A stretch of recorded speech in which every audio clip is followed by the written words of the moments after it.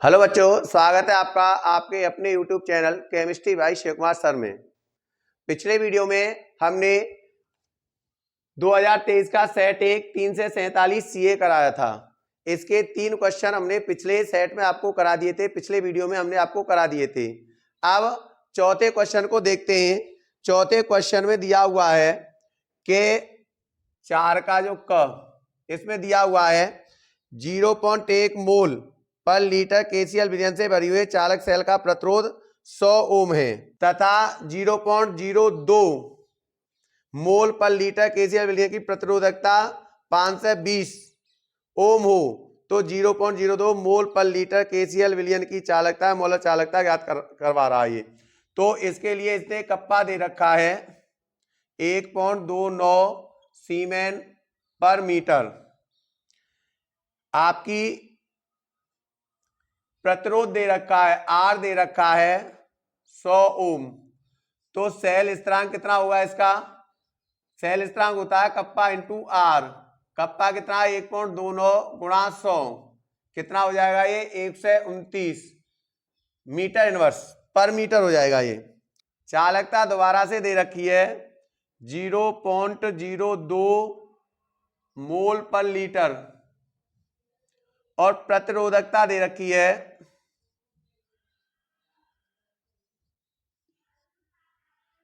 520 ओम दे रखी है। तो 0.02 मोल पर लीटर केसीएल विलयन की चालकता कितनी होगी? विलयन की चालकता होगी कप्पा इक्वल टू सेल स्थिरांक बटे आर। तो कप्पा कितना दे रखा है यहां पर? कप्पा ज्ञात करना है। सेल स्थिरांक हमारे पास देखो 129 है ये अपॉन ये कितना दे रखा है 520 और ये हल करके आ जाएगा 0.248 सीमेन पर मीटर। अब देखिए सांद्रता ये हमारी दे रखी है तो इसके लिए सांद्रता क्या होगी? 0.02 मोल पर लीटर दे रखी है। यदि हमें इसमें 1000 का गुणा कर दें तो 20 मोल पर मीटर की आ जाएगी ये। अब द्रव्यमान चालकता कितनी हो जाएगी? कप्पा अपॉन सी। कप्पा कितना आया हमारा? 0.248 अपॉन सी कितनी है? 20। तो ये हो जाएगी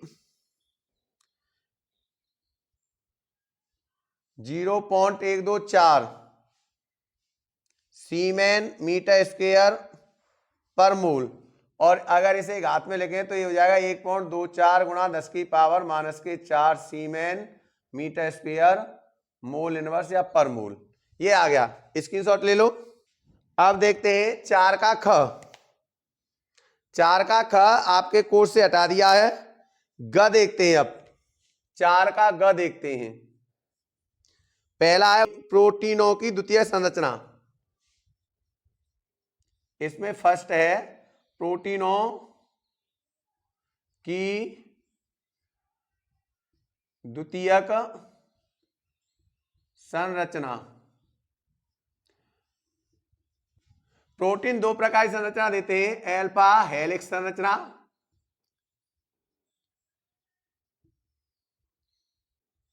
और एक देते हैं बीटा लहरिया संरचना। दो प्रकार की है। ये जो अल्फा हेलिक्स संरचना है ये इस तरह से होती है, देखिए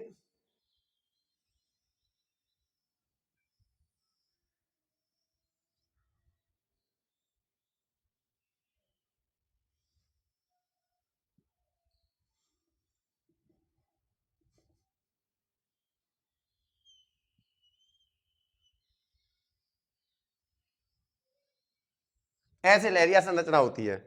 यहां पर ये C11O होता है और यहां पर होता है N एकल बॉन्ड H और इन दोनों में ये हाइड्रोजन बंध से जुड़े हुए होते हैं। यहां पर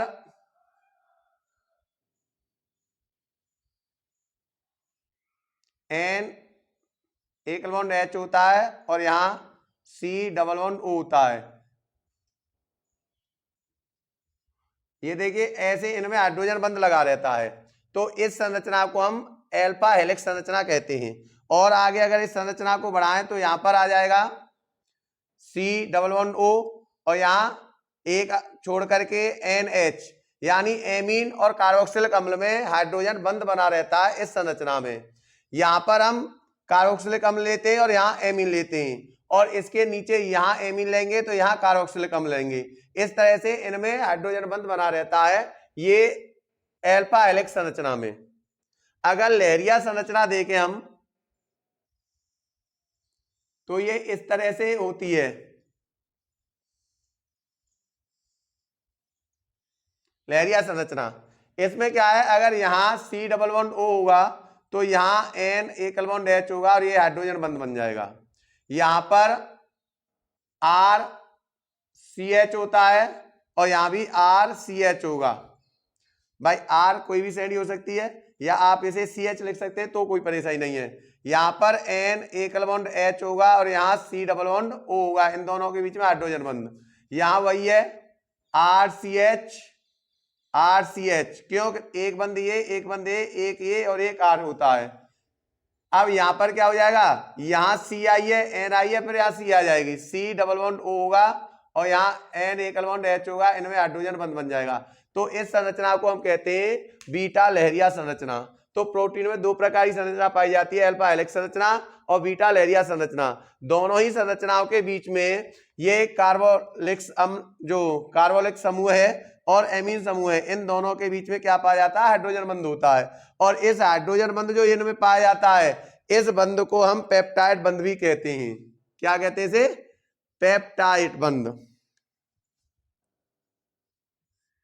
ये बंध क्या कहलाता है? पेप्टाइड बंध कहलाता है। और यही ये 4 का ग है, ग का फर्स्ट है और सेकंड यही है कि पेप्टाइड बंध किसे कहते हैं। तो पेप्टाइड बंध अगर हम देखें तो ये पेप्टाइड बंध है, किसके बीच में बना हुआ है? कार्बोलिक समूह और एमीन समूह के बीच बना हुआ है, और ये बहुत ही दुर्बल बंध होता है। कार्बोनिल समूह और एमीन समूह के बीच में बना हुआ होता है, तो ये पेप्टाइड बंध होता है। तीसरा दे रखा है मोनोसैकेराइड किसे कहते हैं? ग का तीसरा है मोनोसैकेराइड।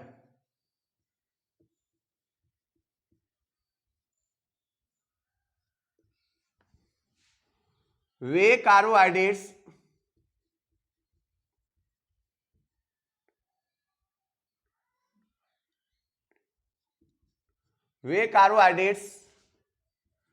जो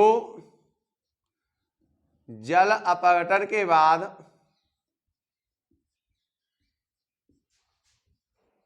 और सरल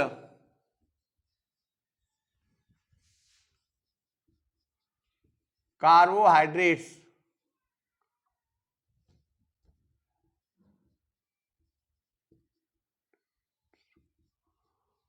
में नहीं टूटते हैं।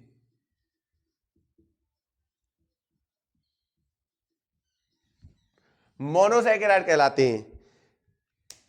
यदि इन मोनोसैकेराइड का हम जल अपघटन करें तो ये और छोटे कार्बोहाइड्रेट्स में नहीं टूट सकते हैं। जो डाइसैकेराइड होते हैं उनका जल अपघटन करने पर ये 2 मोनोसैकेराइड में टूट जाते हैं। ट्राइसैकेराइड होते हैं, उनका जल अपघटन करने पर वो 3 मोनोसैकेराइड में टूट जाते हैं। लेकिन मोनोसैकेराइड क्या है? ये सरल कार्बोहाइड्रेट्स होते हैं जो जल अपघटन के बाद और ज्यादा सरल कार्बोहाइड्रेट्स में नहीं टूटते हैं। और ये कह रहा है इनके उदाहरण, तो एग्जाम्पल आप ले सकते हो ग्लूकोज C6H12O6, फ्रक्टोज ये भी C6H12O6 है। तो ये इनके उदाहरण हैं। अब देखते हैं 4 का घ। क्या देखते हैं? 4 का घ देखते हैं। ये लिख रहा है एनिलीन फीडर क्राफ्ट अभिक्रिया प्रदर्शित नहीं करती है, क्यों? तो देख एनिलीन होती है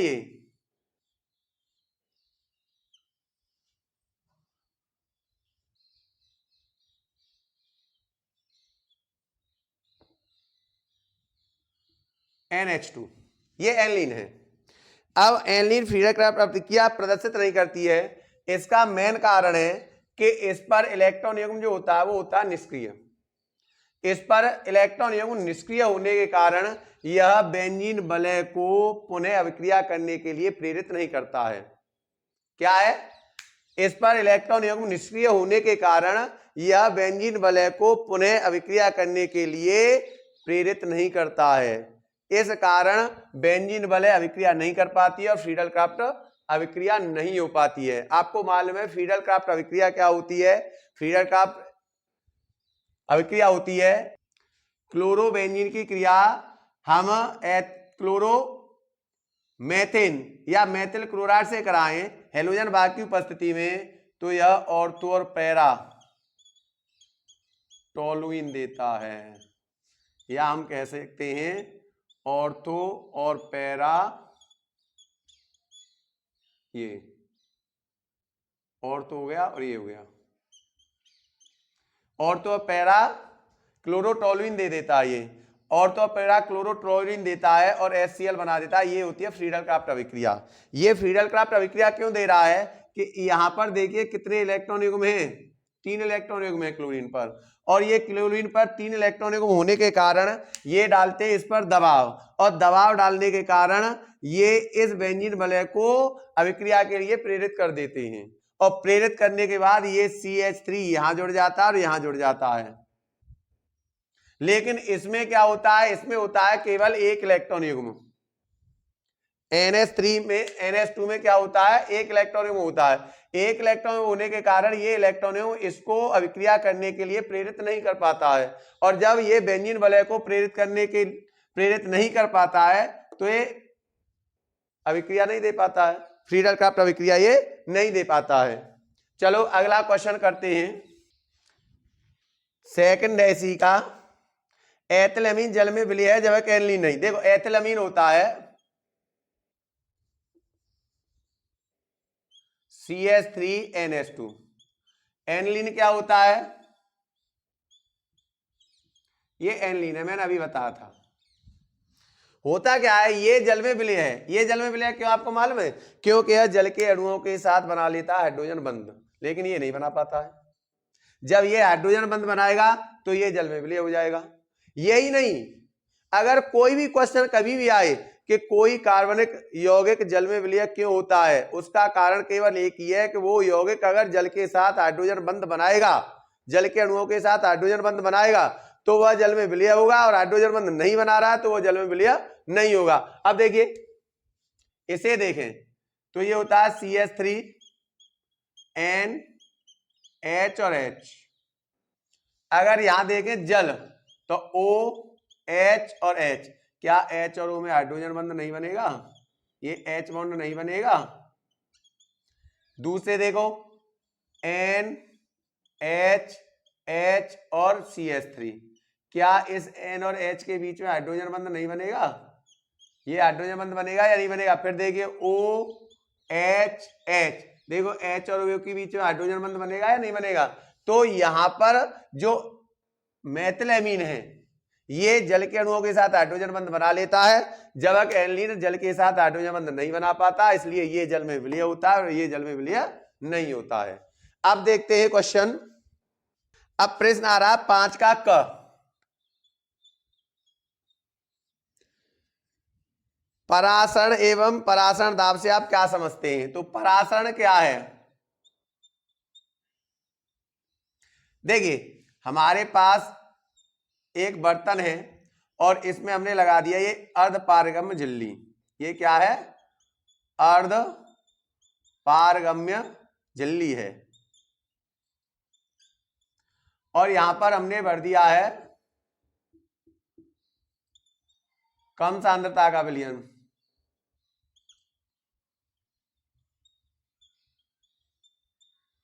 और यहां पर हमने भर दिया है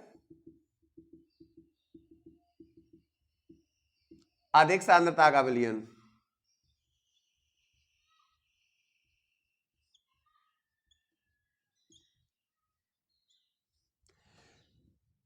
तो परासरण क्या है? जब दो विलयनों को हम किसी अर्ध पारगम्य झिल्ली से अलग करते हैं, लेकिन उन दोनों विलयनों की सांद्रता क्या होनी चाहिए, अलग अलग होनी चाहिए, तो हम कह सकते हैं भिन्न भिन्न सांद्रता के दो विलयनों को यदि हम अर्ध पारगम्य झिल्ली से अलग करते हैं तो कम सांद्रता वाले विलयन के कण अधिक सांद्रता वाले विलयन की ओर गमन करने लग जाते हैं। इस कम सांद्रता से अधिक सांद्रता की ओर विलयन के कण क्या कर जाते हैं, गमन करने लग जाते हैं, जाने लग जाते हैं अपने आप। तो इस घटना को, इस क्रिया को हम क्या कहते हैं, परासरण कहते हैं।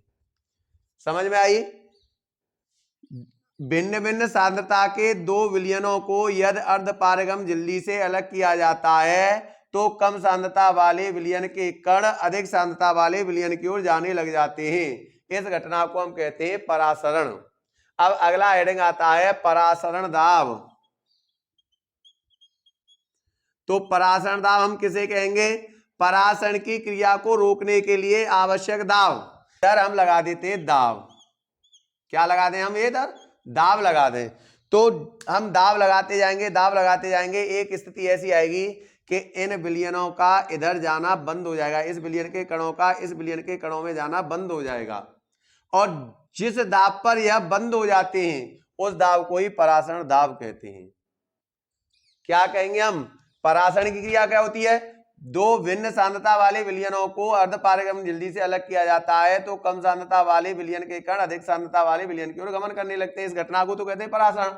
और इस परासरण की क्रिया को बंद करने के लिए आवश्यक जो दाब होता है उसे कहते हैं हम परासरण दाब। इसमें हम दाब बढ़ाते जाएं, दाब बढ़ाते जाएं, तो बताइए कणों का आना बंद हो जाएगा, नहीं हो जाएगा? जिस दाब पर इन कणों का आना बंद हो जाए, किधर से, इधर से इधर, उसी दाब को हम कहते हैं परासरण दाब। तो परासरण की क्रिया को रोकने के लिए आवश्यक दाब को हम क्या कहेंगे, परासरण दाब कहेंगे। अब इसमें आगे सवाल दिया हुआ है, एक प्रोटीन के 200 घन सेंटीमीटर जलीय विलयन में 1.26 ग्राम प्रोटीन है। प्रोटीन का मोलर द्रव्यमान 6.022 ग्राम पर मोल है। 300 केल्विन पर विलयन का परासरण दाब ज्ञात कीजिए। तो इसमें सबसे पहले दे रखा है आयतन। प्रोटीन का आयतन कितना दे रखा है, V बराबर दे रखा है 200 सेंटीमीटर क्यूब। प्रोटीन के जलीय विलयन में अब प्रोटीन का दे रखा है भार, तो प्रोटीन का भार कितना दे रखा है, W बराबर 1.26 ग्राम, ये प्रोटीन का दे रखा है भार।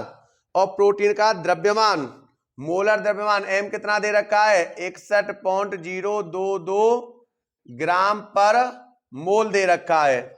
टेम्परेचर T बराबर कितना दे रखा है, 300 केल्विन दे रखा है। परासरण दाब पाई पूछ रहा है, तो पाई बराबर क्या हो जाएगा हमारा, WRT/mv। अब R कितना है, R अब अगर बार में निकालना है इसको तो आप लिख सकते हो 0.083 क्या है, लीटर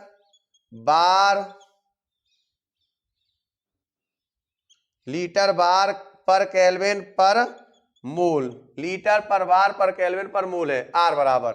इन मानों को रख दीजिए, W कितना है 1.26, R कितना है 0.083, T कितना है 300, M कितना है 61.022 और V कितना है 200। इनकी आप कर लेना गणना, ये आता है 2.57 बार, ये उत्तर आ जाएगा। परासरण दाब कितना हो जाएगा, 2.57 बार हो जाएगा। इनकी गणना आप कर लेना। 5 का ख देखते हैं, 5 का ख, और इसमें भी 2 दे रखे हैं। फर्स्ट दे रखा है रासायनिक अभिक्रिया का वेग। रासायनिक अभिक्रिया का वेग से आप क्या समझते हैं, तो रासायनिक अभिक्रिया वेग क्या होता है, इकाई समय अंतराल में अभिकारक और उत्पादकों की सांद्रता में परिवर्तन। देखिए अभिक्रिया होती है। अब आप ये बताइए, हमारे पास कोई अभिक्रिया है A+B एरो C+D, ये कोई अभिक्रिया है। आप बताइए कि प्रारंभ में इन दोनों की तो सांद्रता जो है वो ही है। सपोज करो इसकी A है और इसकी A है, और इनकी कितनी है 0। जब समय बीतेगा तो इनकी सांद्रता में कमी आएगी, और इनकी सांद्रता बढ़ेगी या नहीं बढ़ेगी। सपोज कीजिए इनकी सांद्रता में x, ये x बन गई, तो इन दोनों की में x की कमी आएगी या नहीं आएगी, तो इसलिए ये दोनों x बनेंगे या नहीं बनेंगे। अब और समय बाद आएगा, तो जैसे जैसे समय बीतेगा अभिकारक और उत्पादों की सांद्रता में आएगी कमी। हम कह सकते हैं कि अभिकारकों की सांद्रता घटेगी और उत्पादों की सांद्रता बढ़ेगी। तो इकाई समय अंतराल में अभिकारक और उत्पादकों की सांद्रता में होने वाले परिवर्तन को हम क्या कहेंगे, हम कहेंगे अभिक्रिया वेग कहेंगे, और इसको हम R से प्रदर्शित करते हैं। R बराबर क्या हो जाएगा, R बराबर कह सकते हैं हम अभिकारकों की सांद्रता में तो कमी आएगी और उत्पादों की सांद्रता में वृद्धि होगी कि ना होगी।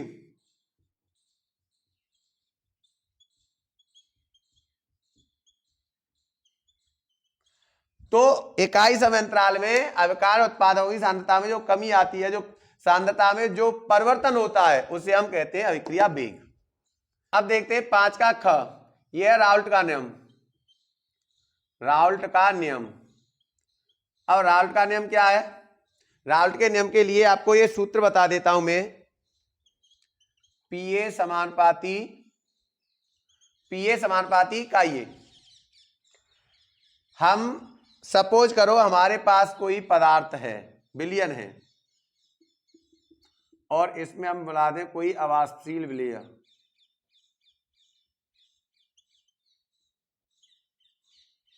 इसमें हम अवाष्पशील विलेय बनाएंगे, तो ये जो विलयन बनेगा इसमें विलेय का जो वाष्प दाब होगा, विलेय का जो वाष्प दाब होगा उसके मोल प्रवाह के समानुपाती होगा, विलायक का वाष्प दाब, सॉरी।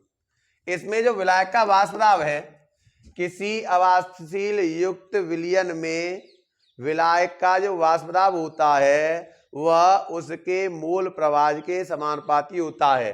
ए क्या है, विलायक, पी क्या है, दाब, ए क्या है, विलायक, काई क्या है, मोल अंश, मोल प्रवाह। तो हम क्या कह सकते हैं, अवाष्पशील विलेय युक्त किसी विलयन में विलायक का वाष्प दाब उसके मोल प्रवाह के समानुपाती होता है। यही क्या कहलाता है, राउल्ट का नियम है। यदि हम यहां ले पी ए बराबर यहां पर पी नॉट ए का ये नियम हो जाता है, जहां ये क्या है, शुद्ध विलायक का वाष्प दाब है, शुद्ध विलायक का वाष्प दाब, विलयन विलायक का वाष्प दाब, विलयन में विलायक का वाष्प दाब।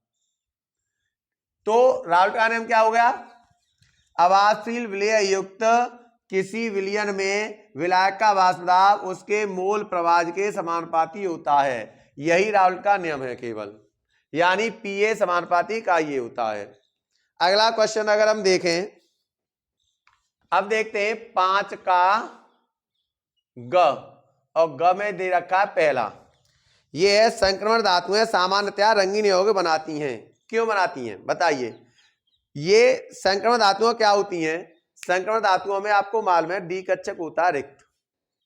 डी कक्षक जब रिक्त होता है तो ये क्या है, बाहर से जब एनर्जी, ये इनके डी कक्षक के जो इलेक्ट्रॉन है बाहर से जब एनर्जी ले लेते हैं तो ये क्या करते हैं, एनर्जी ले करके उच्च ऊर्जा स्तर में पहुंच जाते हैं। जब ये उच्च ऊर्जा स्तर में पहुंचते हैं तो कुछ समय बाद प्रकाश का, एनर्जी का ये उत्सर्जन करते हैं और अपने पहले वाले कोष में ही आ जाते हैं। जब ये प्रकाश का उत्सर्जन करेंगे, जो यौगिक हैं, संक्रमण धातुओं से बने हुए जो यौगिक हैं वो उसी कलर के दिखाई देंगे। यानी हुआ क्या, हमारी संक्रमण धातुओं ने क्या किया, रासायनिक अभिक्रिया में जब यौगिक बनेंगे संक्रमण धातुओं की, तो जो डी कक्षक के जो इलेक्ट्रॉन हैं वो एनर्जी को ग्रहण करेंगे।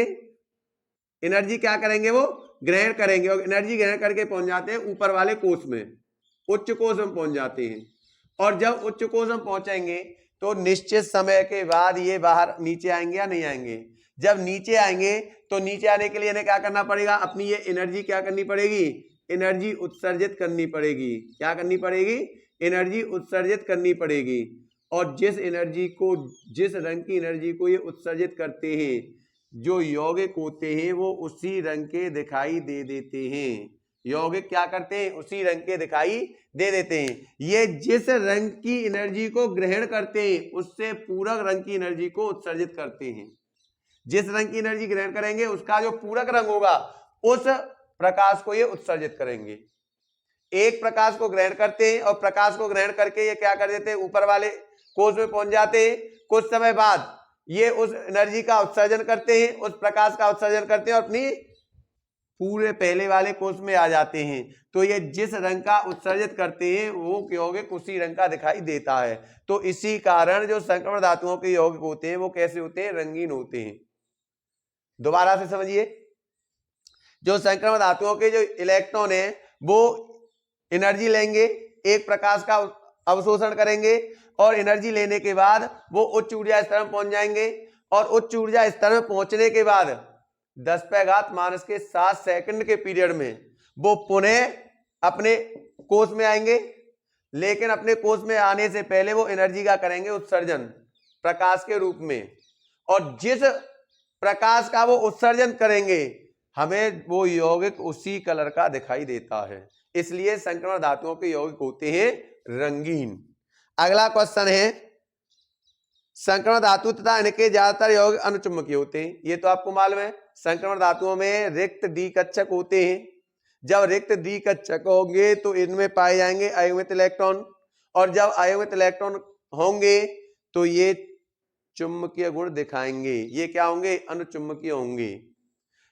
जैसे हम बात करें Fe की, Fe 26 है, 1s2 2s2 2p6 3s2 3p6 2 2 4 10 2 12 18 4s2 और 3d होता है 6।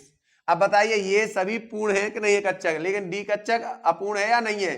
डी कक्षक में कितने होते हैं? 5 कक्षक होते हैं डी कोष में। अब 1 electron 2 electron 3 electron 4 electron 5 electron 6 electron. क्या इसमें ये अयुग्मित इलेक्ट्रॉन नहीं है? अयुग्मित इलेक्ट्रॉन की उपस्थिति के कारण ही ये अनुचुंबकीय होते हैं। संक्रमण धातु अनुचुंबकीय क्यों होती हैं? क्योंकि इनमें अयुग्मित इलेक्ट्रॉन उपस्थित होता है। अगला क्वेश्चन है, निम्नलिखित उपसह संयोजक यौगिकों के आईयूपीएसी नाम लिखिए। देखिए 5 का घ, आईयूपीएसी नाम करवा रहा, आईयूपीएसी नामकरण। मैंने आईयूपीएसी नामकरण की पूरी वीडियो डाल दी है। आप मेरे चैनल में जाकर के प्लेलिस्ट पे जाइए, उसमें उपसह संयोजी यौगिक है, उसमें आईयूपीएसी नेमिंग की 4 वीडियो मैंने डाल रखी हैं। आप विस्तृत रूप से वहां पर जानकारी ले सकते हैं इन उपसह संयोजी यौगिकों के आईयूपीएसी नामकरण जानने की, कि कैसे इन उपसह संयोजी यौगिकों के नामकरण जानते हैं। यहां पर मैं बताऊंगा। वैसे मैं इस वीडियो के डिस्क्रिप्शन में इन आईयूपीएसी नेमिंग की लिंक आपको दे दूंगा। देखिए पहला है CrCl2 En2 और यहां पर हो जाए Cl। नाम देखिए, ये हमारी CMA है। सबसे पहले हम लिगेंड की संख्या लिखते हैं, फिर लिगेंड का नाम लिखते हैं, फिर CMA का नाम लिखते हैं। लेकिन ऋणात्मक यौगिक में OH लगाते हैं, धनात्मक यौगिक में धनात्मक संकुल में नहीं लगाते हैं। फिर ऑक्सीकरण संख्या लिखते हैं CMA की, और फिर आयन का नाम, ऋणायन का नाम लिखते हैं। अब देखिए क्या होगा, ये है एथिलीन डाइएमीन, ई से प्रारंभ है, और ये क्लोराइडो सी से प्रारंभ है। तो ABCD क्रम में इन लिगेंडों के नाम को हम लिखते हैं। तो पहले ये आएगा डाई, फिर इस लिगेंड का नाम क्लोराइडो, फिर ये डाई है, लेकिन इसको क्योंकि इसमें एथिलीन डाइएमीन आ रहा है इसलिए इसके इन 2 अंकों को हम विष से प्रदर्शित करेंगे। किससे? विष। फिर कोष्टक में एथिलीन डाइएमीन लिखेंगे, इसका नाम हो गया। ये विष इसको प्रदर्शित कर रहे हैं। क्यों है, क्या है, ये मैं डिस्क्रिप्शन में वीडियो की लिंक दे दी है, आप देख सकते हैं, जानकारी प्राप्त कर सकते हैं। इसके बाद क्रोमियम। अब फिर इसमें रोमन अंकों में इसकी ऑक्सीकरण संख्या आई, इस पर 0 होता है, इस पर ऋण 1, इस पर ऋण 2 हो गया। कितने हुए? 3 प्लस के 3। और अब ये क्लोराइड, ये पहले का हो गया। सेकंड अगर देखें हम CsFeCl4, इसमें ये सीजियम है,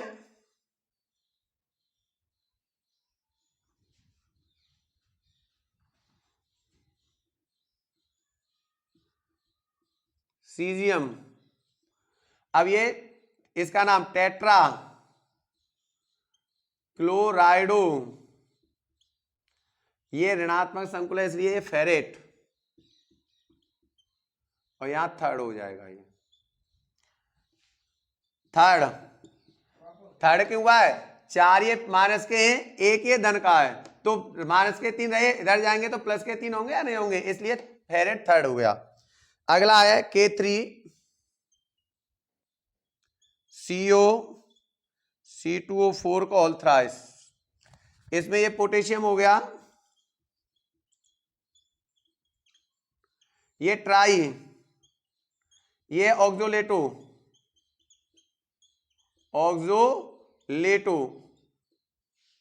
और ये कोबाल्टेट, और यहां पर ये शून्य होता है, ये थर्ड है तो ये थर्ड हो जाएगा। और सॉरी -2 थे इसमें, तो 3 दूनी 6 माइनस के हैं, प्लस के 3 गए, प्लस के 3 बचे। फोर्थ देखते हैं, चलो COCl3NH3 का ऑल थ्राइस, ये हो जाएगा ट्राईएमीन और ट्राई क्लोराइडो कोबाल्ट, ये भी थर्ड होगा। क्यों? ये शून्य है, ये -3 है, तो ये +3 हो जाएगा। तो ये 5वां क्वेश्चन हो गया। आज की वीडियो को यहीं समाप्त करेंगे। आशा है आज की वीडियो आपको पसंद आई होगी। यदि वीडियो पसंद आई हो तो प्लीज हमारे चैनल को सब्सक्राइब करें और बेल आइकन को दबाएं। थैंक यू, धन्यवाद।